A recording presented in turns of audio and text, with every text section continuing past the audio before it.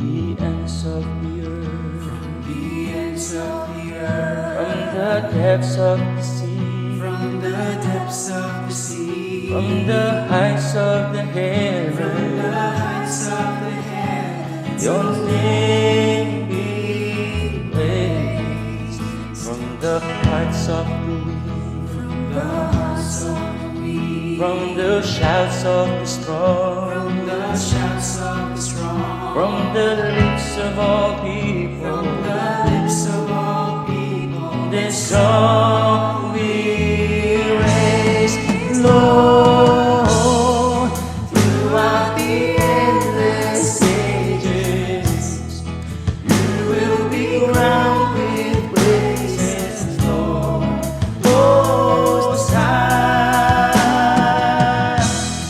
exalted in every nation, the sovereign of all creation, Lord, Most High, be magnified.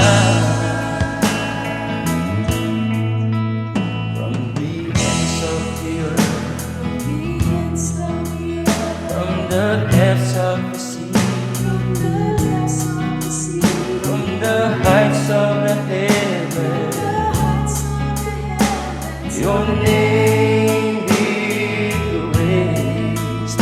From the hearts of the weak, The hearts of the weak, from the shouts of the strong, the shouts of the strong, from the lips of all people,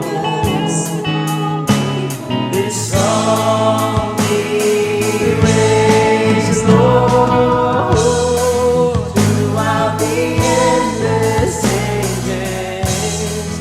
You will be crowned with praises, Lord, Most High, Most High.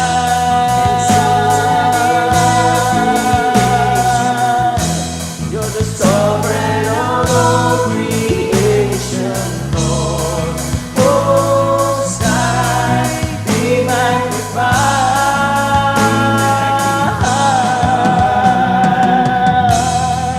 Throughout the endless ages, you will be crowned with praises, Lord, Most High.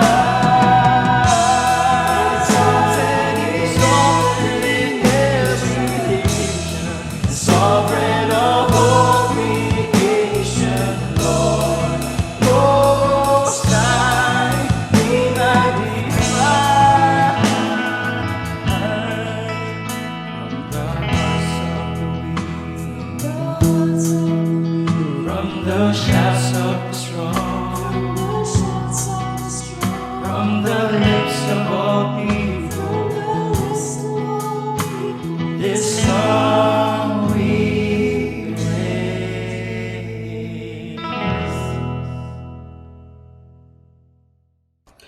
Genesis chapter 1 verse 1 to 31. Nang pasimula pa ay nilikha ng Diyos ang langit at ang lupa. Ang lupa ay walang hugis o anyo. Dilim ang bumabalot sa kalaliman at kumikilos ang Espiritu ng Diyos sa ibabaw ng tubig. Sinabi ng Diyos, magkaroon ng liwanag, at nagkaroon nga. Nasiya ng Diyos nang ito'y mamasdan. Pinagbukod niya ang liwanag at ang dilim. Ang liwanag ay tinawag niyang araw at ang dilim naman ay tinawag niya na gabi. Lumipas ang gabi at sumapit ang umaga, iyon ang unang araw. Sinabi ng Diyos, magkaroon ng kalawakang maghahati sa tubig upang ito'y magkahiwalay. At nangyari ito, ginawa ng Diyos na pumagitan ng kalawakan sa tubig na nasa itaas at sa tubig na nasa ibaba. Langit ang itinawag niya sa kalawakan. Lumipas ang gabi at sumapit ang umaga. Iyon ang ikalawang araw, sinabi ng Diyos. Magsama-sama sa isang dako ang tubig sa silong ng langit upang lumitaw ang lupa. At nangyari nga ito, tinawag niyang lupa ang tuyong bahagi at dagat naman ang nagsama-samang tubig. Nasiyahan siya nang ito'y mamasdan. Pagkatapos sinabi ng Diyos, magkaroon sa lupa ng lahat ng uri na tumutubong halamang nagkakabinhi at mga punong namumunga. At nangyari ito, Tumubo nga sa lupa ang gayong mga halaman. Nasiyahan siya nang ito'y mamasdan. Lumipas ang gabi at sumapit ang umaga. Iyon ang ikatlong araw. Sinabi ng Diyos, magkaroon ng mga tanglaw sa langit upang mabukod ang araw sa gabi. Ito ang magiging batayan sa bilang ng mga araw, taon at kapistahan. Mula sa langit ang mga ito ay magbibigay ng liwanag sa digdig. At gayon nga ang nangyari. Nilikha ng Diyos ang dalawang malalaking tanglaw, ang araw upang magbigay ng liwanag sa maghapon at ang buwan upang tumanglaw kung gabi. Nilikha rin niya ang mga bituin. Inilagay niya sa langit ang mga tanglaw na ito upang magbigay ng liwanag sa digdig. Tumanglaw kung araw at gabi, at magbukod sa liwanag at dilim. Nasaya ng Diyos ang ito'y kanyang mamasdan. Lumipas ang gabi at sumapit ang umaga. Iyon ang ika-4 na araw. Sinabi ng Diyos, magkaroon sa tubig ng maraming bagay na may buhay, at magkaroon din ng mga ibon sa himpapawid. Nilikha ng Diyos ang mga dambuhala sa dagat at lahat ng bagay na nabubuhay sa tubig. Gayon din ang lahat ng uri ng ibon. Nasaya ng Diyos nang ito'y mamasdan. Pinagpalan niya ang mga ito at sinabi, magpakarami ang lahat ng bagay na nabubuhay sa tubig at punuin ang karagatan. Magpakarami rin ang mga ibon at punuin ang daigdig. Lumipas ang gabi at sumapit ang umaga. Iyon ang ikalamang araw. Sinabi ng Diyos, magkaroon ng lahat ng uri ng hayop sa lupa. Maaamo, may ilap, malalaki at maliliit. At gayon nga ang nangyari. Ginawa nga niya ang lahat ng ito at nasiyahan siya nang ito'y kanyang mamasdan. Pagkatapos, sinabi ng Diyos, ngayon, likhain natin ang tao ayon sa ating larawan, ayon sa ating wangis. Sila ang mamamahala sa mga isda, sa mga ibon, sa himpapawid, at sa lahat ng hayop, maging maamo o mailap, malaki o maliit. Nilalang nga ng Diyos ang tao ayon sa kanyang larawan. Sila'y kanyang nilalang, isang lalaki at isang babae. At sila'y pinagpalan niya. Sinabi niya, magpakarami kayo at punuin ninyo ng inyong mga anak ang buong daigdig. At kayo ang mamamahala nito. Binibigyan ko kayo ng kapangyarihan sa mga isda sa tubig, sa mga ibon sa ipapawid, at sa lahat ng mga hayop na nasa ibaba ng lupa. Ibinibigay ko rin sa inyo ang lahat ng uri ng halamang nagkakabinhi at mga bungang kahoy bilang pagkain ninyo. Ang lahat ng halamang luntian ay binibigay ko naman sa lahat ng hayop sa ibabaw ng lupa at sa lahat ng mga ibon.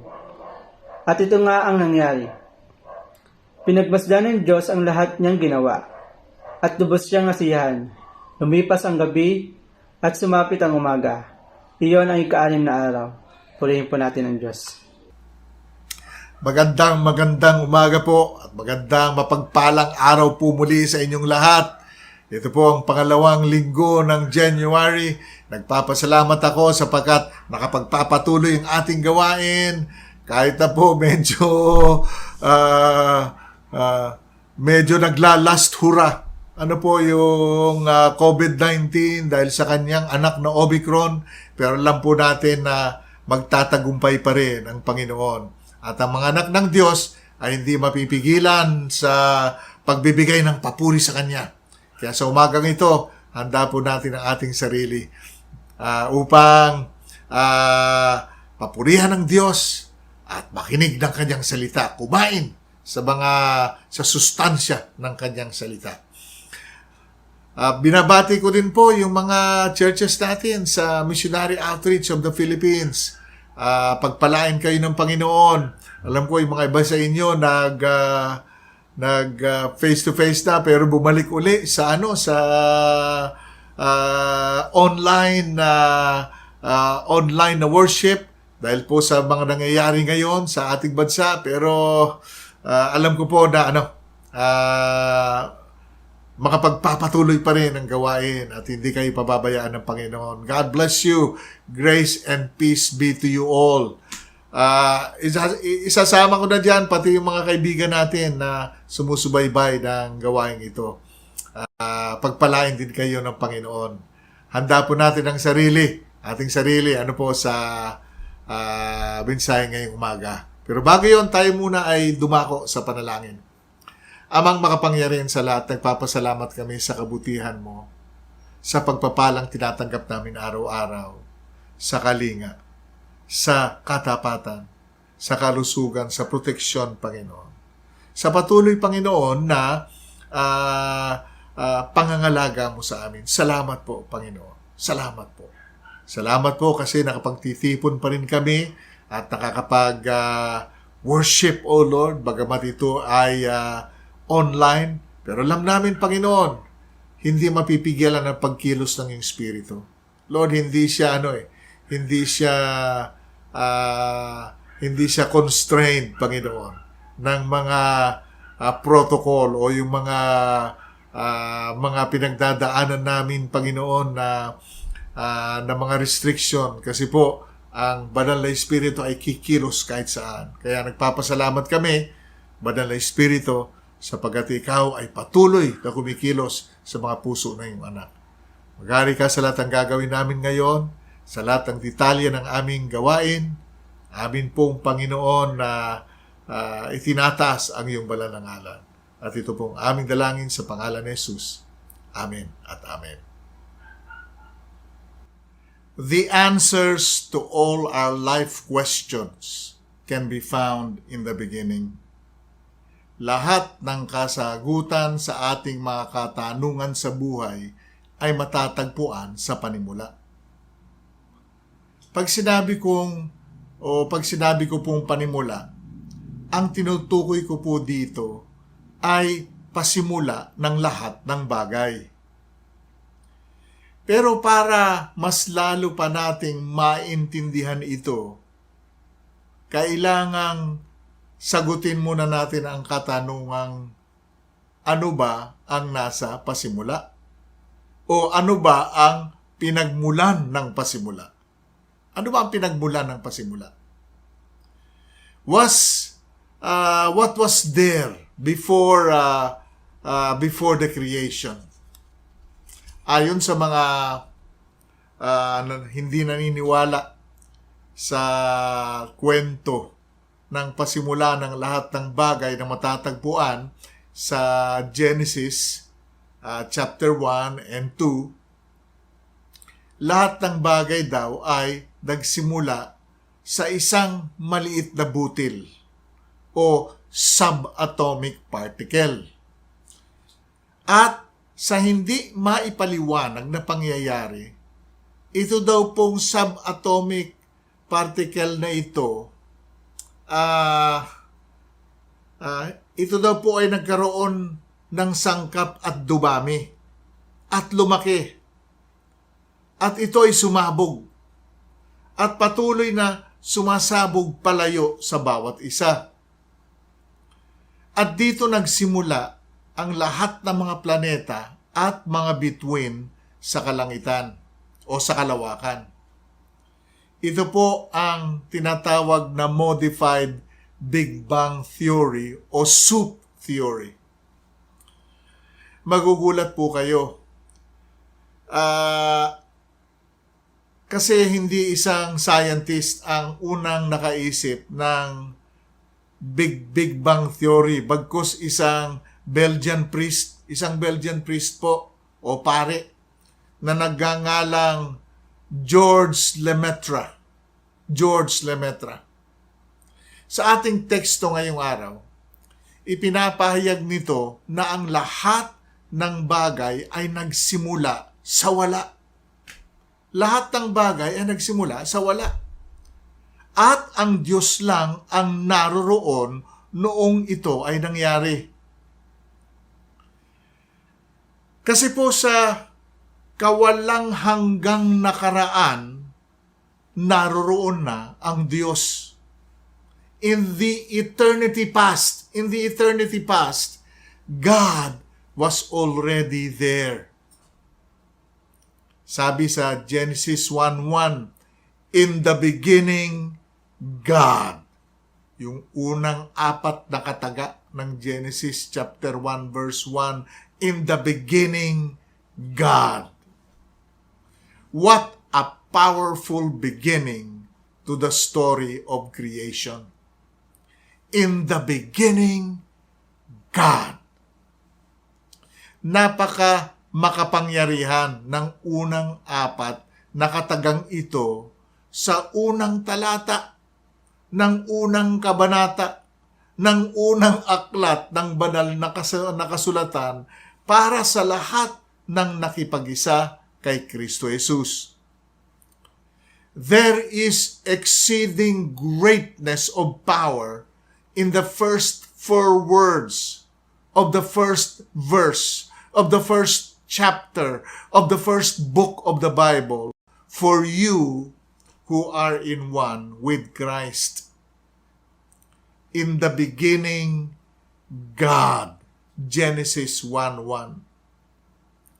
Bakit ba nasa panimulang mga katagang ito, bakit ba sa panimulang mga katagang ito, ang sagot o matatagpuan ang sagot sa katanungan sa buhay o sa lahat ng mga katanungan sa buhay? Simple lang. Kasi bago pa magkaroon ng tao at relasyon sa isa't isa, mga damdamin, lungkot, kapighatian, bago pa unang lumitaw ang mga problema at suliranin sa buhay, alitan, digmaan, kaguluhan, sakit, krimen, kanser at mga malulubhang karamdaman, bago pa magkaroon ng mga sakuna, bagyo, lindol, tsunami, mga malawakang baha, taggutom, La Nina at La Nino, tagtuyot, mga volcanic eruptions, COVID-19, mga epidemic at pandemic at marami pang iba, naroroon na ang Diyos. Naroroon na ang Diyos. Kaya di siya nagugulat sa mga pangyayaring ito. Hindi siya nagugulat sa mga pangyayaring ito. Wala pa itong isang maliit na tuldok sa kawalang hanggan na naroon ang Diyos o naroroon ang Diyos. These things don't even account for a single dot in the eternity where God is. Sino pa ba ang lalapitan mo tungkol sa mga katanungan sa buhay? E di yung naroroon na bago pa magsimula ang lahat at mananatiling naroroon noon, ngayon at magpakailanman. In the beginning, God. Binigyan pa nga ng katagang ito. Binigyan pa nga ng ang mga katagang ito ng lalim at linaw. Ng unang 4 na talata din sa unang kabanata ng aklat ng Juan sa Bagong Tipan. Binigyan pa ng lawak, at lalim. Ang mga at linaw, yung in the beginning God ng John chapter 1 verses 1 to 4. At ito yung sinabi sa New American Standard Bible. In the beginning was the Word, and the Word was with God, and the Word was God. He was in the beginning with God. All things came into being through Him, and apart from Him, nothing came into being that has come into being. In Him was life, and the life was the light of men. Ang salita o word na tinutukoy sa passage na ito ay si Kristo Jesus. Ang Panginoong Hesukristo ang salita ng Diyos. At ipinapahayag din dito na si Kristo ay naroroon na rin kasama ng Diyos bago pa likhain ang lahat. Bago pa likhain ang lahat. Sinabi din sa passage na ito sa John chapter 1 verse 3 na babasahin ko sa Revised Tagalog Popular Version. Nilikha ang lahat ng bagay sa pamamagitan niya at walang anumang nilikha na hindi sa pamamagitan niya. Nilikha ang lahat ng bagay sa pamamagitan niya at walang anumang nilikha nang hindi sa pamamagitan niya. Ito ang dahilan bakit sinabi ko kanina na ang mga katagang in the beginning God, kasama na ang buong verse 1 ng chapter 1 ng Genesis, ay may taglay na kapangyarihan sa lahat ng nakipag-isa kay Kristo Jesus. John chapter 1 verse 4 gives a whole new dimension to the creation story in Genesis chapter 1. Pinagtitibay nito na ang Diyos na may tatlong persona ang aktibong kumilos upang likhain ang lahat ng bagay. God, the Trinity, caused into being all things. All things. Sa mababaw na paglalarawan, ganito ang nangyari sa paglikha ng lahat ng bagay. Ganito nangyari. Una, naghangad, lumikha ang Diyos Ama. Naghangad, lumikha ang Diyos Ama. Pangalawa, binigkas niya ang kanyang hangarin. Ito si Kristo Jesus dahil siya ang salita ng Diyos. Pangatlo, nagkaanyo at sangkap ang mga katagang binigkas ng Diyos sa pamamagitan ng kapangyarihan ng banal na Espiritu. God the Father desired in His heart. His desire was spoken forth through Jesus Christ, the Son. And the spoken word came into being through the power of the Holy Spirit. Buuin natin ang Genesis chapter 1, verse 1. Sabi sa New American Standard Bible, in the beginning, God created the heavens and the earth. Sa Revised Tagalog Popular Version, ng pasimula ay nilikha ng Diyos ang langit at ang lupa. Alam niyo po, ang kamangha-mangha dito ay nilikha niya ang lahat sa wala. Nilikha niya ang lahat sa wala. Wala siyang pinagkuhaan ng mga materyales upang buuin ang lahat ng bagay. Ang lahat ng nilikha ng Panginoong Diyos ay nilikha niya sa wala. Sa wala. Pahayag nga ni Apostol Pablo sa Romans chapter 4 verse 17. Nababasahin ko sa New Living Translation, ganito, yung sa huling part.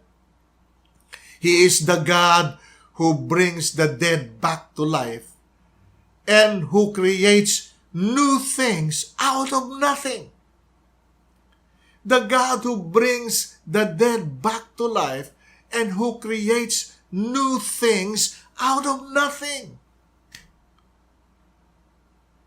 Who creates new things out of nothing. Ano ang sinasabi ng mga katagang ito sa iyo at sa akin? Ano sinasabi nito? Ito yun. Kayang tugunin ng Diyos ang lahat ng pangangailangan mo ngayon. Walang imposible sa Kanya. Kayang tugunin ng Diyos ang lahat ng pangangailangan mo ngayon. Walang imposible sa Kanya.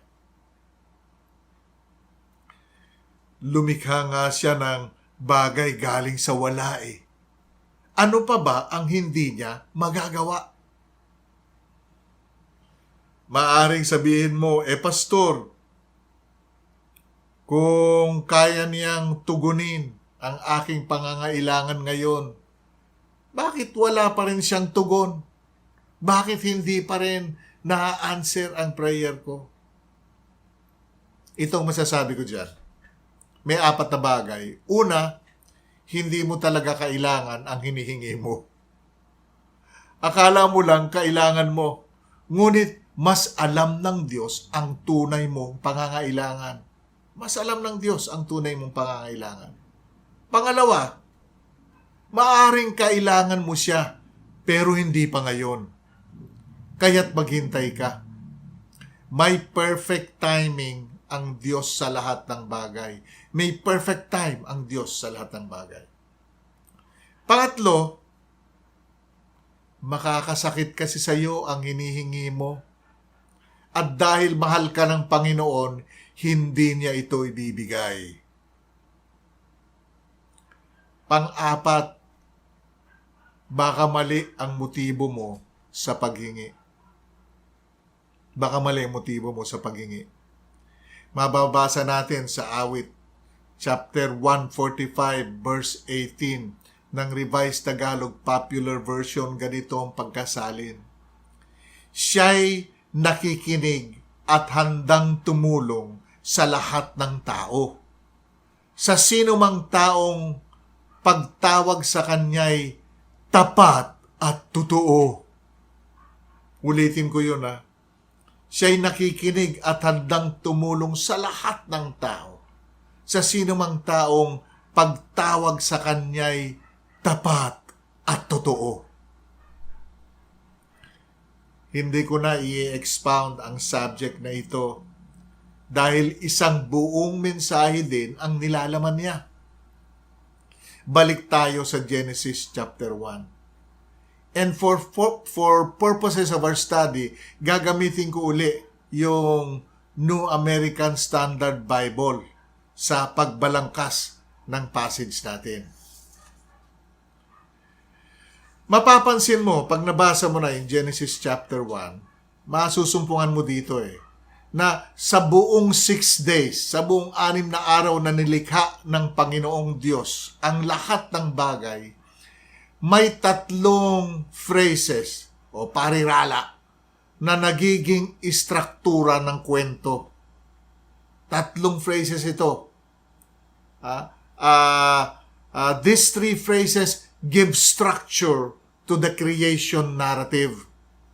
Ano yung 3 phrases na to? 3 grupo ng mga kataga. Una, God said. God said.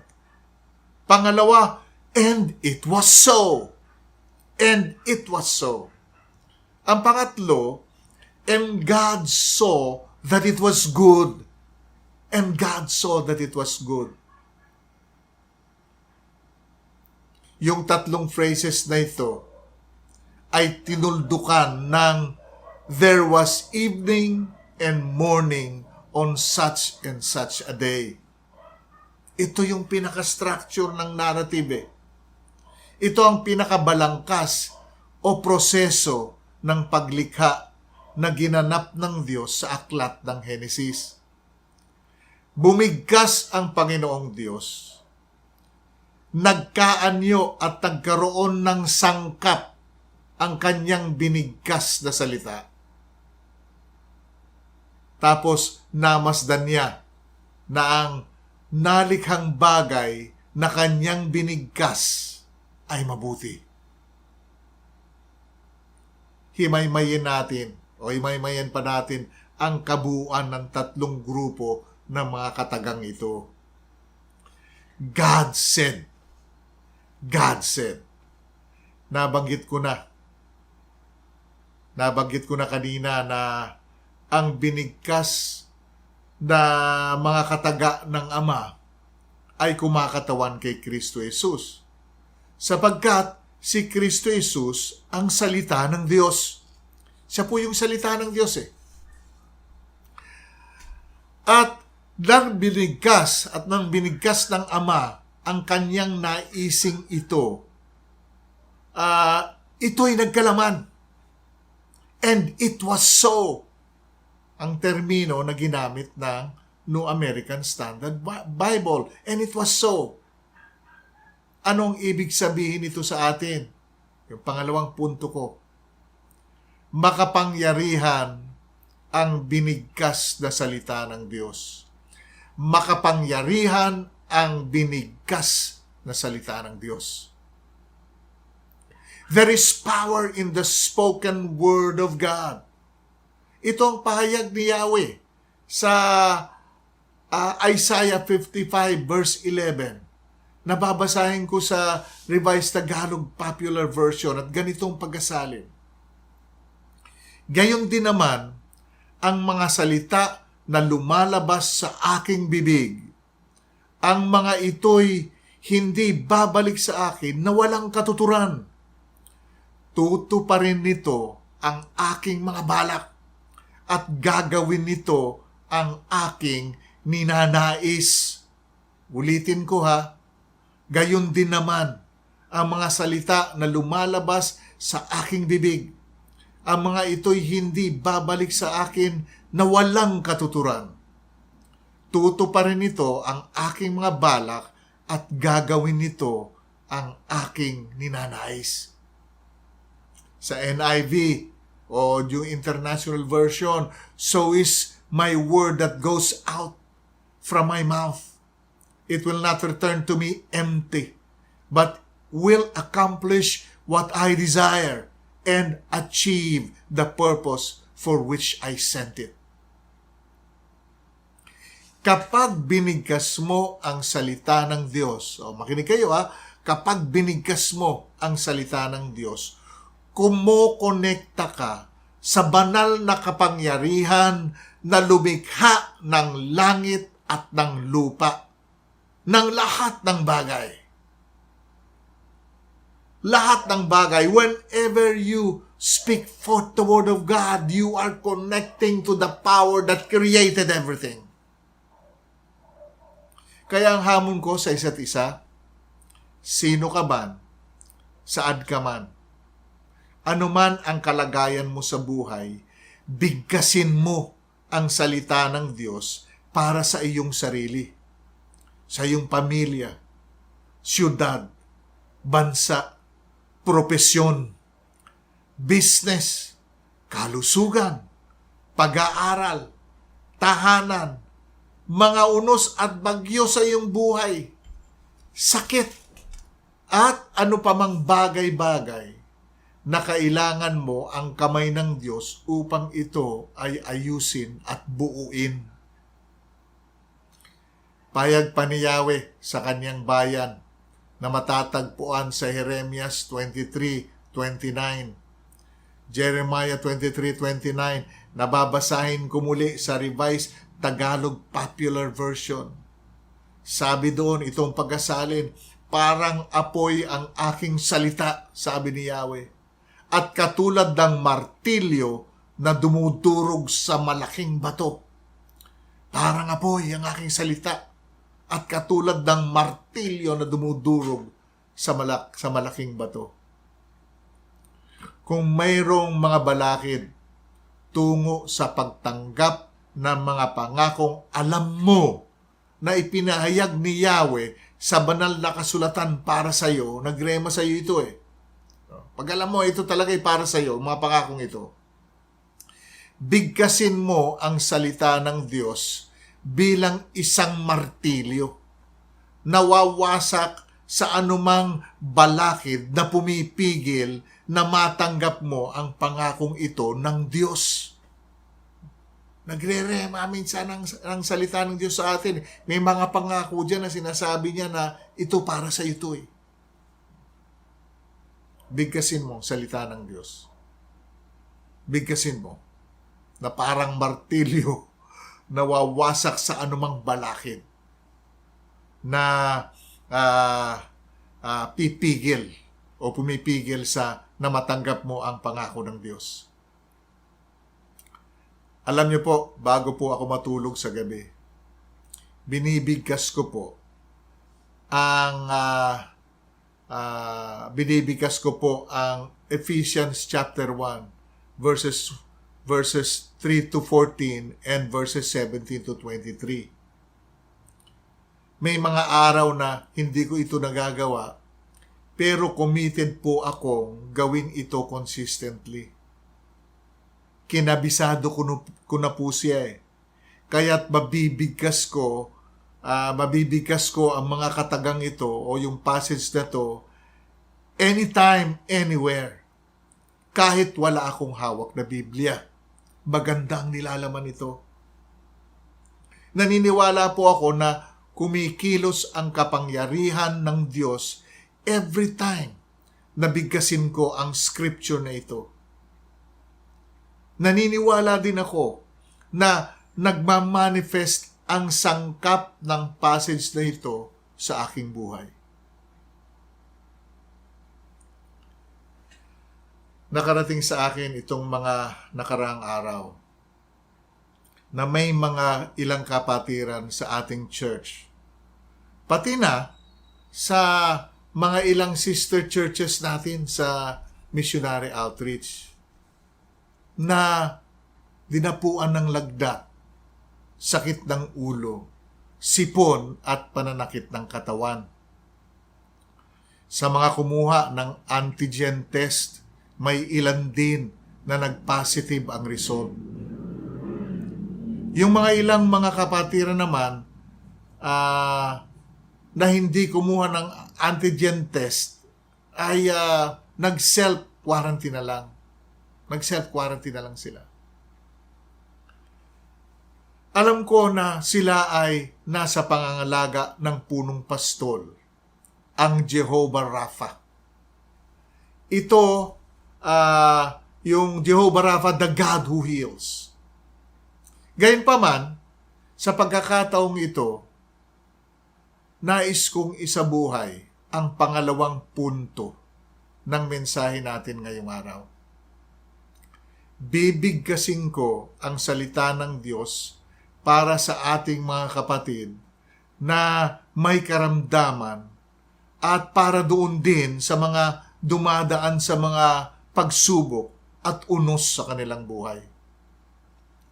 At habang ginagawa ko ito, sabayan ninyo ako sa pagbigkas ng salita ng Diyos. We will speak forth the Word of God. At ang ating pong bibigkasin ay ang Psalm 103 na bibigkasin ko mga katagang ito sa New King James Version. Nais ko po kayong sumabay sa akin.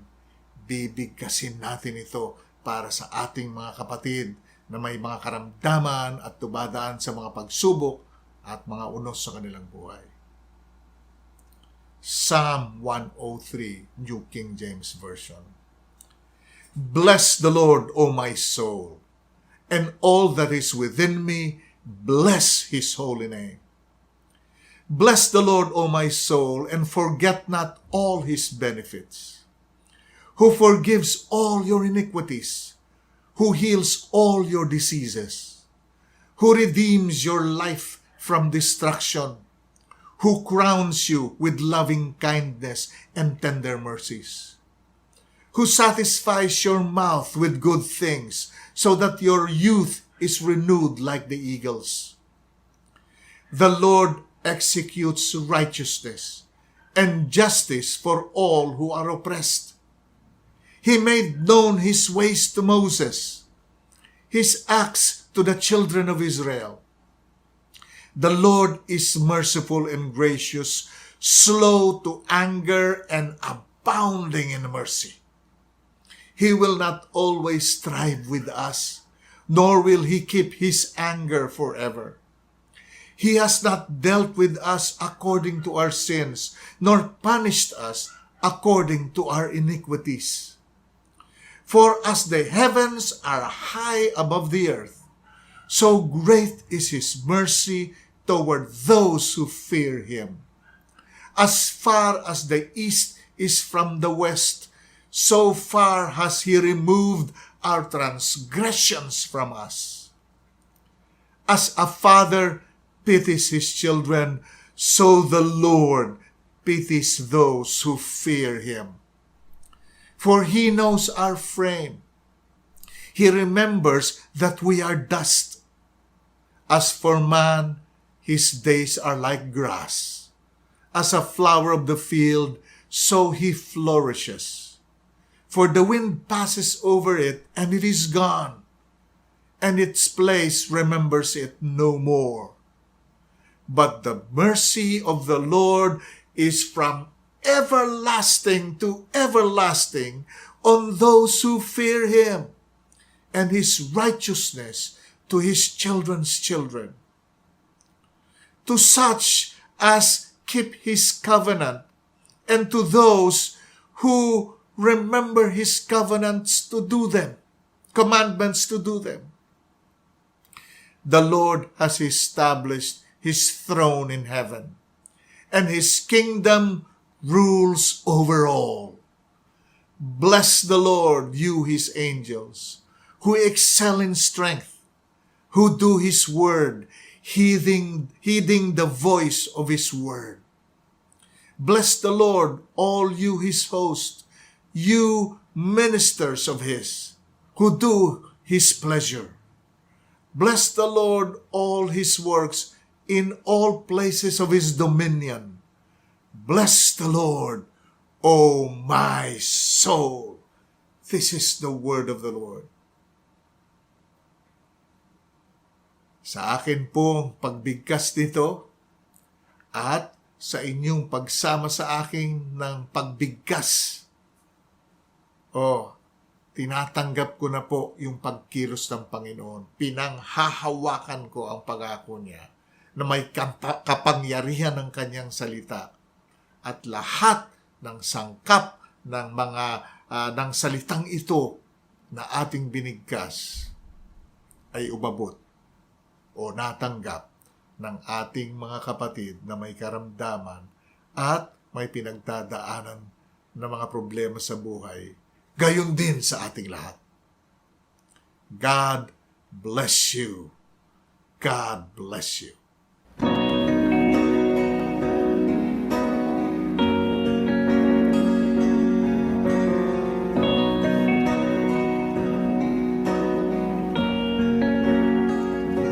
Above all powers, above all kings, above all nature and all created things, above all wisdom and all the ways of men. You were here before the world began.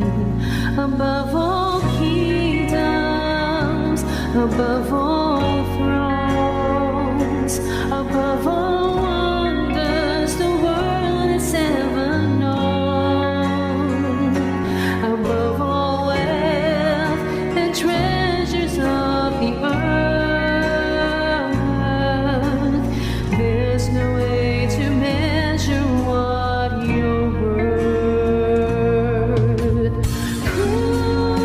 Crucified, lay behind the stone, you lived to die, rejected and alone like a rose, trampled on the ground. You took the fall and thought of me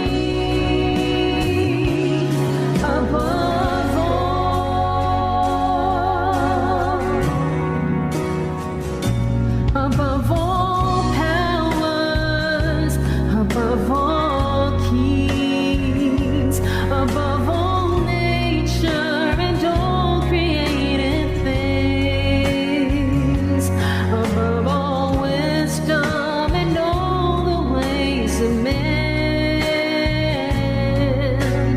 You were here before the world began.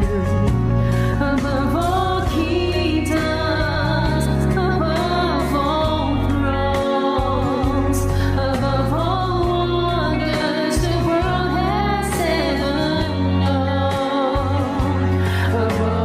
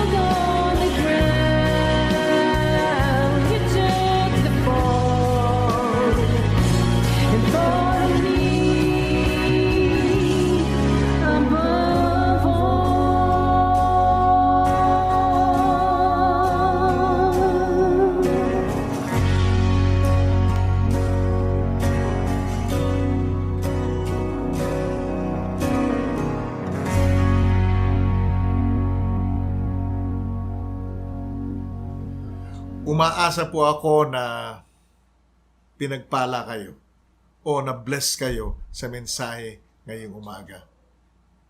Magbibigay po ako ng assignment sa bawat family, so sa bawat isa. Nais ko pong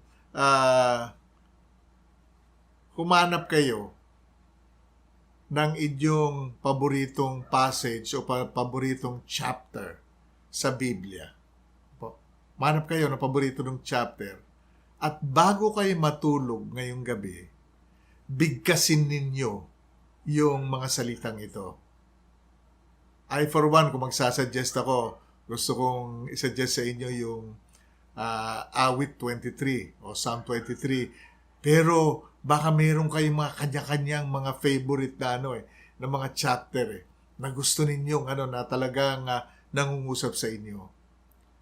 Ang gawin niyo po ngayong gabi, bago kayo matulog, bigkasin niyo po ito. Pag sinabi kong bigkasin, huwag silently. Hindi sa isip.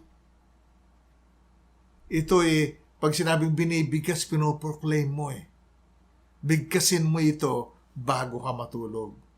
Naniniwala ako na yung pag ginawa mo yan, hindi masasayang ito. Merong mangyayari na merong mangyayaring miracle. Dahil makapangyarihan ang binigkas na salita ng Diyos. A great thing will happen. A great good thing will happen. Or a good great thing will happen. Pagka ito po inyo pong ginawa. So yun po yung assignment natin. Lahat tayo yung magiging group activity. Itong mga recent events na nangyari, nakita po natin na yung ayaw paawat ng COVID-19. Alam ko kumikilos na yung malapit na yung kanyang katapusan At ngayon humihirit pa yung Omicron virus. Pero alam po natin na malapit nang matapos ito. Kaya nga po mga kapatid, sa First Peacemakers Church of Cainta, alam ko nag-expect kayo January na. Medyo gumagaang na. Sana makapag na tayo, face-to-face meeting. Medyo madidelay lang tayo ng konti. Madidelay po tayo. Titingnan po natin yung takbo ng events. Kasi po tayo po naman ay nakikiisa din sa mga programa ng ating pamahalaan upang sugpuin yung sakit na ito. Wag po kayo mag-alala. Pagka ganyan po nangyayari, yung mabilis nang kumalat ng isang sakit, malapit na itong o ang isang virus, malapit na itong mawala. Kasi dadating ang Panginoon na wala na siyang mahahawa Tapos talagang magdi-disintegrate, maglalaho na lamang siya. Kaya po, patuloy po natin ipag-pray ito. Ipag-pray din natin ang bawat isa. Yung ating mga kapatiran, ating mga mahal sa buhay, ipag-pray po natin. At maging sensitive tayo sa mga pangangailangan ng ating mga kapatid. At kung tayo binigyan ng kapasidad na maging katugunan sa kanilang panalangin, gawin po natin ito. Kasi po, ito na talaga yung landasin ng FPCC ngayon na dinala sa atin ng Panginoon magiging daluyan tayo ng kaginhawaan ng Diyos sa ating mga kapatid sa Panginoon at sa ating kapwa. At yun po tatayuan po natin ito. We know hindi naman sayang yan Sabi sa Proverbs 11:25, he who refreshes others will himself be refreshed. So abangan na lang po uli natin yung mga yung mga ating mga announcements sa webpage at sa ating chat rooms kasi maglalabas po kami once na nasuri na yung na-assess na natin yung lahat ng mga concerns dito. Panalangin din natin ang ating mga kapatiran. Meron pong mga kapatid tayo kasama natin sa FPCC sa Kawan na nahawa po ng ng COVID-19 at pag-pray po natin sila. Pero alam nyo, kanina yung binigkas natin na salita, makapangyarihan ito, alam ko may nangyari na. May nangyari na. O, sige po, wag po natin kalimutan yung ating mga ministry gatherings. Ano po? Kahit na sa chat room lang, wag po kayong mag-alala, magkakaroon din tayo ng face-to-face. Magugulat na lamang kayo na ito'y nangyayari na. At lalong-lalo na ang panalangin, no? Yung weekly prayers natin. Please please get involved in this. Kailangan natin ng panalangin ngayon. So kung I think that's just about it. Yung yung mensahe natin ngayong umaga, itutuloy natin ito next Sunday. Magkakaroon tayo ng part 2 kasi Genesis chapter 1 verse 1 pa lang ang natalakay natin So natalakay natin kaya ito po pag-pray nyo na mag-speak pa ang Lord sa inyong pastor upang maipahayag ang mga naisin ng Diyos tungkol po dito sa ating passage na ito. Praise the name of the Lord our God. Tayo po ay dumako sa panalangin. Amang makapangyarihan sa lahat, lumalapit kami sa trono ng iyong biyaya at muling nagpapasalamat sapagkat nakatawid kami sa 2022. Nagpapasalamat kami sa kabutihan mo, sa patuloy mong kalinga, Ama. Lord, parating nariyan ang pagkain sa aming hapagkainan. At nagpapasalamat kami kasi ikaw ang provider, ikaw ang gumagawa nito. Salamat din sa kalusugan, salamat sa kagalingan, salamat sa mga panibagong mga landasin na binuksan mo para sa amin, tungkol sa aming buhay, pati na yung mga personal growth namin. Salamat, Panginoon. Pinupuri ka namin at pinapasalamatan sa mga bagay na ito. Patuloy namin itinataas ang aming bansa, Ama. Lord, pati yung lalong-lalo na yung dealings niya sa yung kanyang mga programang ginagawa para po, O Lord, labanan itong panibagong strain ng virus ang Omicron. O Lord God, bagamat kinikilala namin na bagamat maging maganda ang programa nila at mga pamamaraan, Lord, walang mangyayari kung hindi kikilos ang iyong kamay. Wala pong mangyayari, Panginoon, kung hindi kikilos ang iyong kamay. Kaya hinihingi namin, Ama, na kumilos ka. Kaawaan mo ang bansang Pilipinas. Hindi lang mga Pilipinas, ang buong mundo, Panginoon. Lord God, tuldukan mo na yung pandemic na ito. Upang kami, O Diyos, ay makapagpatuloy na makapagpulong na nagkikita at magkakaroon ng mas closer na relationship sa bawat isa. Salamat po, Panginoon, sapagkat ikaw ay tapat. Lord God, sa iyo namin inuukol lahat ng pasasalamat at papuri, O Diyos. At ito po ang aming dalangin sa pangalan ni Jesus. Amen at amen. The Lord bless you and keep you. The Lord make His face to shine upon you and be gracious unto you. The Lord lift up His countenance upon you and give you peace. Amen and amen.